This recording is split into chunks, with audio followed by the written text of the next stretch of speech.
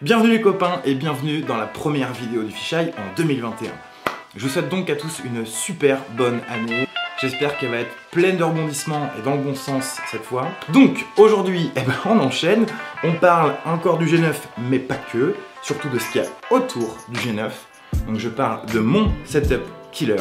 Celui sur lequel je compte maintenant pour toute la suite de mes prestations et de son utilisation à part entière, c'est le setup SmallRig et on en parle dans cette vidéo. C'est parti.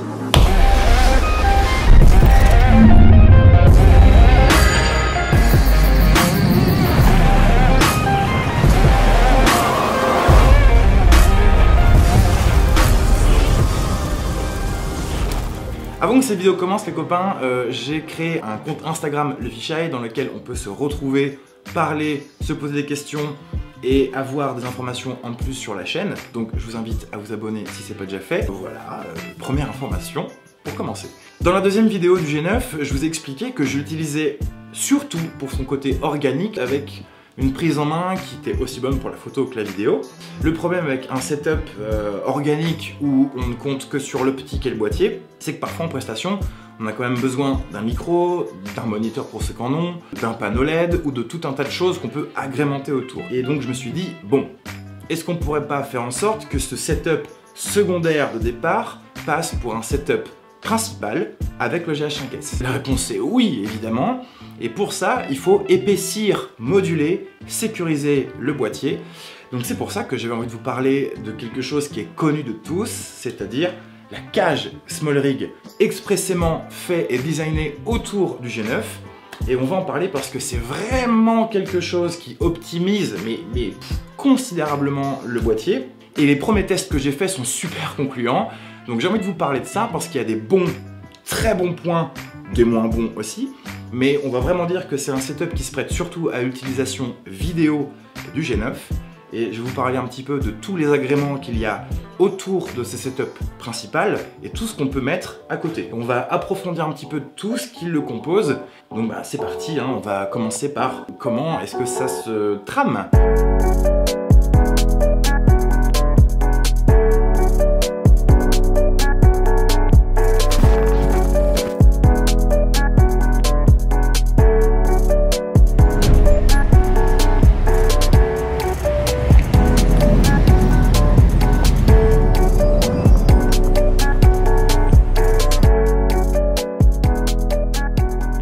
L'ossature principale de ce setup là, c'est donc la cage.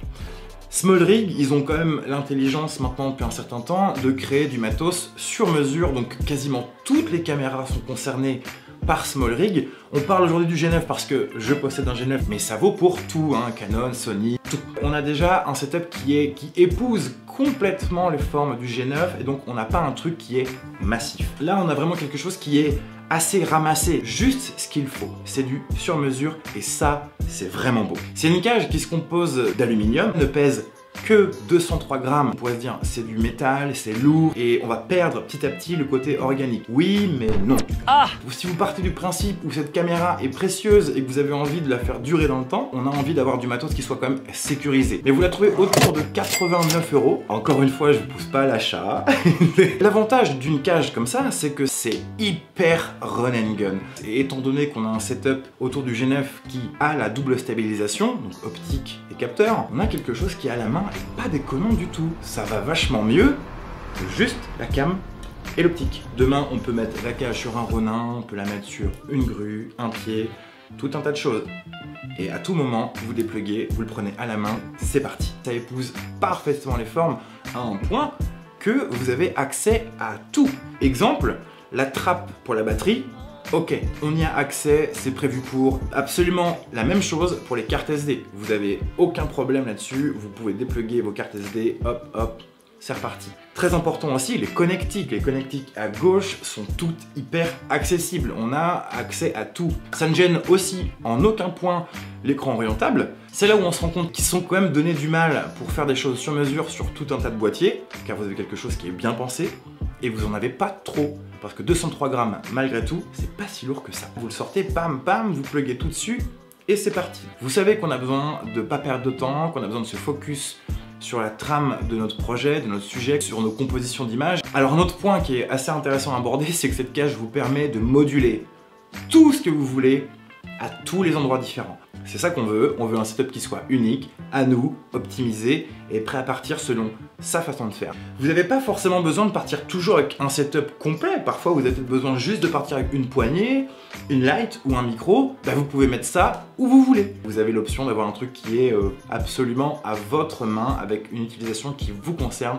Ça c'est beau. Bon, ça a l'air magique tout ça, il n'y a que des bons points, mais en fait, pas tant que ça. Je l'ai utilisé dans différentes configurations et je retrouve quand même certains petits problèmes d'ergonomie. On a 2-3 petites choses qui sont à revoir, malgré tout, ça peut s'accepter sans problème, mais je vous le dis. Premièrement, le bouton de déclencheur photo et vidéo, donc les deux à droite, sont assez peu accessibles, il va falloir casser un peu le poignet pour pouvoir déclencher.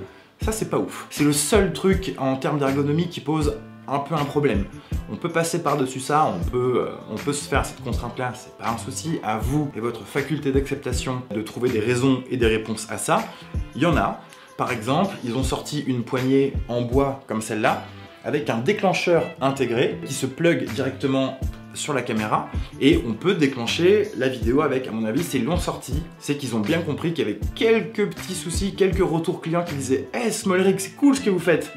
Il reste un petit problème. Il y a aussi un petit souci en termes de viewfinder. Moi qui travaille en organique, en mode à l'écran comme ça, ben en fait on se rend compte qu'avec un setup pareil, on condamne un peu la partie photographique du G9. C'est-à-dire que moi je suis vidéaste, donc j'utilise vraiment en tant que caméra. Mais si demain je veux faire de la street photo rapide, vive, un peu comme ça, je peux pas. Voilà, on est vraiment sur un setup qui se dirige au vidéaste. Si vous voulez passer en mode photographique, là, pas trop quand même, pas trop. Dans cette configuration là, comme ça, en termes de photographie, vous pouvez mettre un petit peu une croix dessus. Donc le viewfinder, l'accès est quand même moins intuitif. Vous pouvez, dans mon cas, vous prendre la poignée dans la gueule. Non plus. Non. Ils ont compris qu'il y avait des choses qui étaient encore un peu perfectibles dans leur conception. Bon, c'est à savoir. Moi perso, ça me dérange pas plus que ça. Je suis quelqu'un qui accepte parfois les bugs, qui accepte un petit peu ça, tant que ça ne remet pas en question toute l'ergonomie ou tout le feeling qu'on a autour de sa propre pratique. Mais c'est l'un des rares points faibles qu'on a sur un setup pareil, autour du G9 du moins. Qu'est-ce que je mets sur cette cage là en plus? Je vais commencer par parler de la petite poignée au top du setup. Donc cette poignée là qui ressemble drôlement au design de la cage, elle est en aluminium aussi, ne pèse que 138 grammes, donc 203 plus 138. On a quelque chose qui devient de plus en plus ergonomique, pas trop lourd. Un truc qui est absolument génialissime donc sur cette poignée là, c'est qu'elle est équipée d'une clé Allen intégrée et aimantée. Ils te mettent des outils de resserrage intégrés dans les poignées, c'est aimanté, ça ne prend pas de place. Et ça c'est magique, vous n'avez pas besoin d'avoir un laserman ou avoir un kit de resserrage dans votre sac. Je crois qu'il y a 16 points d'attache dessus qui vous permettent de pouvoir mettre tout un tas de trucs différents dessus, encore une fois. Donc cette poignée ne coûte que 45 €. C'est pas grand chose pour une ergonomie pareille. Alors moi j'ai choisi une poignée métal qui te donne froid aux mains l'hiver, mais il existe aussi une version avec un grip autour pour avoir vraiment une meilleure accroche qui est plutôt cool. Mais par contre, tu perds tous les points d'attache. Ça veut dire que tu vas en avoir quand même quelques-uns. Mais là, moi, je choisis celle-ci parce qu'elle me permet de pouvoir moduler absolument tout. On est dans la même philosophie que la cage. Bah voilà, cette poignée au-dessus, elle est très bien, pas trop chère, harmonieuse, pleine de modularité. L'inconvénient de cette poignée-là, c'est qu'elle est, à mon goût, un peu petite. Ça veut dire que quand je la porte comme ça, il va me manquer 1 ou 2 cm. Et voilà, ce que je pourrais dire, c'est qu'avec mes mains, c'est un tout petit peu juste. On sent quand même qu'il y a une sécurité dans la prise en main, mais pour les grosses paluches. Alors le troisième élément de ce setup, c'est la poignée en bois qui, je vous le cache pas, est foutrement belle. Mais au-delà de tout ça, parce que l'esthétique c'est bien, mais le pratique c'est mieux, c'est qu'on a quelque chose qui est sûr. On a une prise en main qui est délirante. On a quelque chose qui épouse parfaitement la main, donc super intéressante. Cette poignée-là coûte cher, malgré tout. On est sur du 169 €. Ouais, pour une poignée, ça douille un petit peu, mais quand on sait que toute l'ergonomie de setup passe par cette poignée-là, l'intérieur, le corps de la poignée est en magnésium, l'extérieur est en bois de rose. Pour l'instant, je l'ai sortie sous la pluie, elle ne bouge pas. Il est trop tôt pour vous faire une review 1 an après. Je le ferai s'il y a un problème, mais on sent tout de suite une espèce de robustesse. On sort du tout métal et c'est très joli. Elle ne pèse que 273 grammes. Donc on a les trois éléments suivants qui font 273 grammes, 138 grammes et 203 grammes. Donc c'est un petit peu le prix à payer en termes de poids pour avoir quelque chose qui soit ergonomique, sécurisé et modulable. C'est un peu cher, et c'est un peu cher aussi parce qu'il y a la poignée qu'on achète et il y a aussi surtout l'attache NATO dont je vous ai parlé un tout petit peu tout à l'heure. Bon, en fait non, je n'en ai pas parlé. L'attache NATO, c'est simple, là ça veut dire que, alors je vois pas ce que je fais, je vais juste appuyer sur, hop. Vous avez vu la vitesse à laquelle je le mets? Donc en fait, c'est comme sur des rails. Ça s'utilise aussi beaucoup sur les armes, sur les fusils d'assaut par exemple. Vous pouvez mettre des optiques, hein, des points rouges, des ACOG et tout ça. Ça se fixe comme ça, pareil. Vous fixez ça dessus, vous serrez avec la molette rouge et c'est fini. Ça va à une vitesse, ça se met par au-dessus, par en dessous, bam, en une seconde, c'est fait. Plus vous pouvez mettre du NATO sur cette cage, plus vous pourrez aussi décomposer votre setup en transport et le recomposer après. C'est l'efficacité ultime, ça passe par du NATO. Parce que cette poignée, elle existe aussi en la vissant avec une clé Allen. Quand vous allez partir en tournage, vous allez peut-être avoir la flemme au bout d'un moment de tout dépluguer, de tout repluguer, de visser, tout ça. Là, il n'y a pas de ça.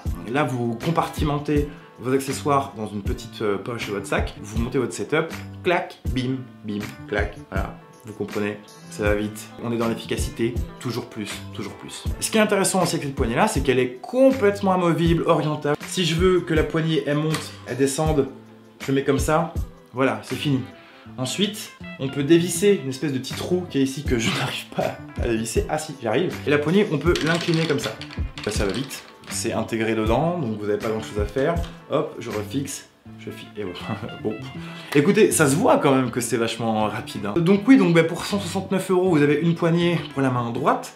J'ai choisi la main droite parce que je compte toujours avoir accès à mon optique, le 18-35 par exemple, pour avoir accès à la mise au point manuelle ou la bague de zoom. Évidemment, cette poignée, elle existe aussi pour la main gauche. Avoir le boîtier dans la main juste comme ça, vous avez quand même plus de chances de faire des micro-tremblements comme ça malgré la stabilisation du capteur. Alors que si vous élargissez le setup en main, vous aurez des mouvements plus amples, des mouvements un peu plus lents, avec une amplitude qui est plus facile à contrôler pour la stabilisation. On va essayer d'élargir un petit peu le setup pour avoir quelque chose qui se prête à beaucoup de choses à main levée. Clé Allen dans la poignée. Vous avez un slot, encore une fois, aimanté, dans la poignée Small Rig, et ça c'est quand même vachement intéressant. Tac, c'est fini. Bon, bah, avec ce setup là, moi j'ai hâte de voir aussi comment est-ce qu'il vieillit dans le temps. J'ai pas trop d'inquiétude sur le magnésium, sauf si un jour j'ai une casse ou un truc comme ça. C'est la cage qui casse, c'est pas le boîtier, c'est ça qui compte, c'est le but de ce matos là. C'est du beau matos quand même. Enfin, en fait, on se sent en sécurité quand même avec ça, on sent qu'on a quelque chose de ma boule en fait. Donc je vous conseille de penser à deux fois à l'autour du boîtier. Mais il y a un truc qui fait surtout vraiment la différence, c'est la dragonne. Et la dragonne, c'est super important. Cette dragonne là vous permet d'avoir un troisième point de contact sur la nuque, c'est-à-dire que vous allez, hop. Quand vous avez le setup comme ça, alors non seulement vous pouvez le transporter et vous soulager une fois que vous avez fait quelques prises de vue, hein, on en a quand même confiance. Elle se greffe toujours au G9 et elle vous permet d'avoir un vrai point de contact. Alors bon, évidemment, ça arrache un peu le cou. Prenez peut-être un petit col sympathique en moumoute, hein, je vous le conseille. Dans 20-30 ans, il n'y en aura plus. Ça permet d'avoir vraiment des plans qui sont beaucoup plus tenus. Le transport qui fait que d'un seul coup, hop, on a ça, on remet autour du col, on verrouille bien les mains, on se tient bien droit, on pivote avec le corps. C'est comme un setup qui est très intuitif en termes de placement, de mouvement du corps. On fait toujours et encore corps avec le boîtier. Maintenant avec le setup, c'est-à-dire que je vais mettre toujours ma main en dessous pour avoir accès à mes bagues. Ma main droite tient comme jamais le setup, c'est ma main de sécurité. Donc vous voyez, hein, ça... J'ai confiance, franchement j'ai confiance. Et on a la dragonne derrière qui permet de pouvoir, tac, on tire, on reste un petit peu comme ça, on se tient à l'écart, on a une bonne vue sur l'écran orientable. Et on a quelque chose qui est franchement hyper efficace. Et pour savoir si ça peut remplacer un Ronin, la réponse est non, toujours pas, parce que c'est pas le but. Par contre, on a quelque chose qui est bien meilleur que le boîtier seul avec l'optique, qui pour environ 300-350 € va vraiment sécuriser le boîtier et puis va pouvoir vous permettre d'avoir comme une stabilisation optimisée. Ça va aller dans le sens de la double stab optique capteur. Poignet, main en dessous, dragon sur le col, et let's go. Bon, pour conclure les copains, on a toujours tendance à s'occuper et à s'attarder sur le boîtier, l'optique. Je comprends bien, moi le premier. Sauf que tout ce qu'il y a autour est vraiment à prendre en compte. Il est hyper important de ne pas négliger ce point-là. C'est ce que je fais depuis le début et je suis très content d'avoir des supports, d'avoir des choses autour qui modulent et qui surtout me rendent mes boîtiers en sécurité. Putain, si demain mon setup il tombe des mains et qu'il se déplugue, je serais le premier à vous dire que c'est de la merde, Smolrig, franchement. Ah bah c'est bien nul. Ça fait quand même longtemps qu'ils ont une expertise en matière de cage, même d'autres choses par-dessus. Vous voulez mettre un Atomos, il existe une cage pour Atomos, il existe une cage pour les SSD. Tout est pensé pour que vous puissiez plugger ça sur des cages comme ça. Donc c'est une base. Et cette base-là, elle est vraiment à ne pas négliger. Je suis habitué à filmer en organique et je peux continuer à filmer en organique avec un setup pareil. Alors oui, ça fait un peu l'impasse sur la photo, mais la photo pour moi c'est secondaire dans la vie. Je suis vidéaste, c'est vraiment mon cœur de métier, je suis pas photographe. Si demain je vais faire de la photo, eh ben, je vais peut-être partir avec mon GH5S Ronin, G9 tout seul, plugué sur du Peak Design sur le sac, et puis roule comme d'hab. Donc voilà. Un truc à pas négliger aussi, c'est que on a affaire à un setup qui est crédible. Et je sais que ça compte d'avoir quelque chose qui, en prestation, je parle pour les pros qui ont besoin aussi de montrer qu'ils sont aussi pros, ou pour le client, aller en prestation avec un iPhone, franchement, ça se fait, hein, mais compliqué. Je sais que vous vous dites, oui, mais on n'a pas besoin de ça pour être crédible. Au fond, c'est le talent, c'est le travail. Ouais. Je vais dire qu'au bout de 7 ans, j'ai pas besoin de prouver forcément à mes clients qu'il faut que je vienne avec ça pour être crédible. C'est moi qui sais ce que je fais et j'ai confiance en ma façon de faire. C'est pas ça qui compte, on se trompe quand c'est comme ça. Ce qui est important, c'est le résultat à la fin. C'est le cœur qu'on a mis à l'ouvrage. C'est est-ce qu'on a répondu au contrat? Est-ce que son client est content? Ou est-ce que vous-même êtes content de ce que vous avez fait? C'est pour ça que ça compte d'avoir un setup qui soit optimisé, pas forcément trop gros. Et tant mieux si vous avez l'air d'un vrai professionnel en prestation, ça compte.